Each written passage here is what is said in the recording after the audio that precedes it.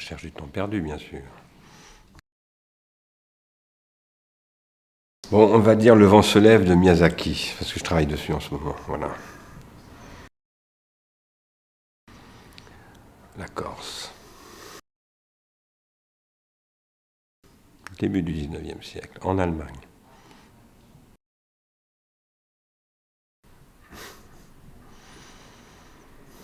Est-ce que ça existe? Non, je n'aimerais pas, j'admire Luther, par exemple. Mais je n'aurais pas du tout être Luther. La faim qui d'aucun fruit ici ne se régale, trouve en leur docte manque une saveur égale.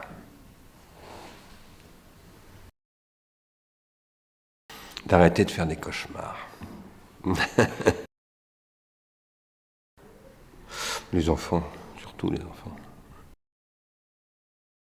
Presque tout en ce moment.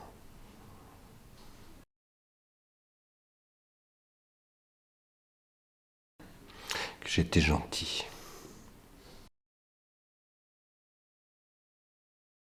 Eh bien, de sortir de l'anthropocène, ça sera le sujet de mon intervention tout à l'heure.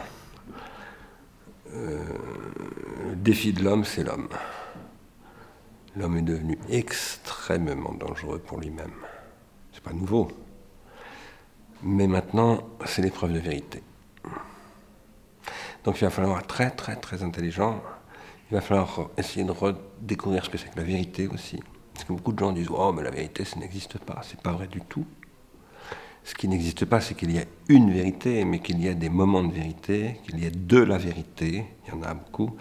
Et ça a beaucoup disparu. On a des présidents de la République qui sont des menteurs éhontés. On a des personnages qui sont censés représenter le savoir, le pouvoir, qui sont des bandits.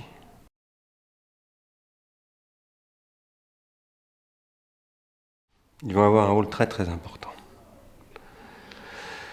Et ça va être difficile pour eux. Ça va être difficile pour eux parce qu'il va falloir qu'ils s'obligent, malgré un monde bancaire en particulier qui les en empêche, à se projeter dans le long terme. Ça, c'est leur responsabilité, pour les autres, mais aussi pour eux-mêmes. Et donc, parce que là, nous entrons maintenant dans une période, le shift, on appelle ça. La vraie grande transformation. C'est maintenant que ça se fait, ça commence là, maintenant. Et ça va être très compliqué pour les chefs d'entreprise. Ils vont avoir un rôle très important. Parce qu'ils produisent et redistribuent de la richesse. Et donc, qu'est-ce que c'est que la richesse? Il va falloir redéfinir la richesse. Il y a beaucoup de gens qui travaillent en ce moment pour essayer de requalifier la richesse. Tout le monde sent que beaucoup de choses qu'on présente comme de la richesse sont en fait de la vanité, rien du tout, et même de l'appauvrissement. Ah oui, il est très très en péril, bien sûr. Oui, oui.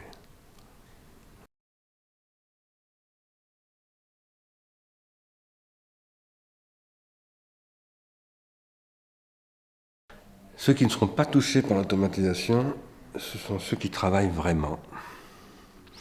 Mais beaucoup de gens ne travaillent plus.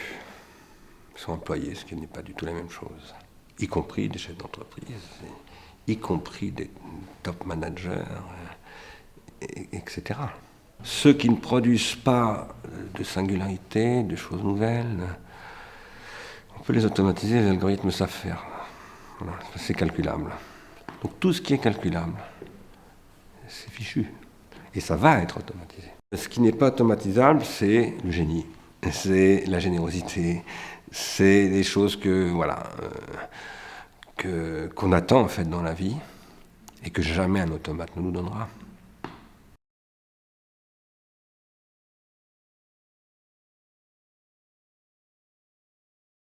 Je pense que oui. D'abord, tout le monde le sait, au Japon, le Japon a 10 ans d'avance au moins sur ce sujet. Je pense que l'Asie en général, surtout la Chine et le Japon, qui sont par ailleurs très très très différents, ont un principe, c'est qu'on prend les choses comme elles viennent et on fait avec ce qui vient. Voilà. Peut-être beaucoup plus que les Occidentaux, en tout cas que les Européens. Voilà. Et ça, c'est intéressant. Ça ne veut pas dire, parce que beaucoup de gens s'imaginent que du coup, ce sont des gens soumis qui ne sont pas soumis du tout. Et on voit bien que la Chine n'est pas du tout soumise. Les Japonais non plus ne sont pas du tout soumis. Mais ils n'ont pas le même rapport frontal, je dirais, avec ce qui arrive, quoi. Voilà. Et ils vont nous surprendre beaucoup, c'est sûr.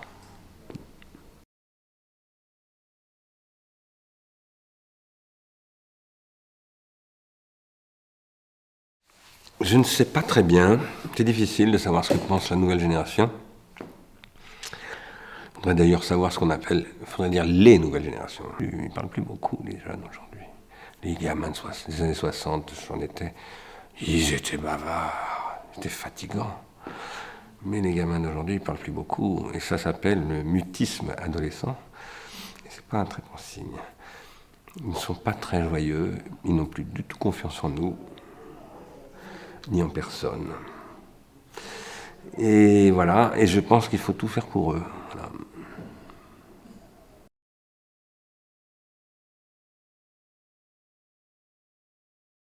Je pense que la question fondamentalement n'est pas là. La question est dans la capacité que les gens ont à avoir un rapport sain aux choses. Et que par ailleurs, bon, nous sommes dans un taux de croissance démographique absolument vertigineux. Nous sommes obligés de faire face aux 350 000 bébés qui naissent chaque jour. Voilà. Et donc, 350 000 bébés qui naissent chaque jour, ça ne peut pas s'accueillir avec avec des moyens ordinaires. Mais je ne suis pas sûr non plus que ça puisse s'accueillir avec l'état actuel du capitalisme ultra spéculatif dans lequel nous sommes, qui fait surtout des malheureux maintenant. Voilà. Et donc, je crois qu'il faut nouer un nouveau rapport à la technique, qui est ce que nous appelons à Ars Industrialis une pharmacologie positive. Nous disons pharmacologie non pas parce que toute technique serait un médicament, mais parce que la définition que Socrate donnait de la technique, c'était d'être un pharmacone, c'est-à-dire à la fois un poison et un remède. Et nous pensons qu'il faut aujourd'hui remédier aux effets pervers de la technologie, et qu'il faut pour cela changer très très très profondément notre rapport à l'économie, à la politique, au droit et tout ça.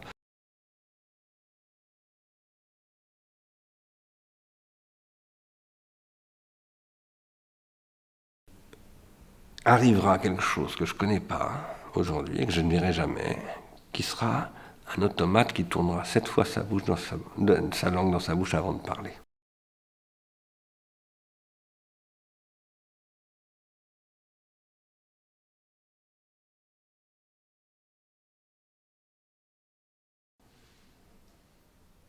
Ben, je dirais l'accélération de la dramatisation de la situation.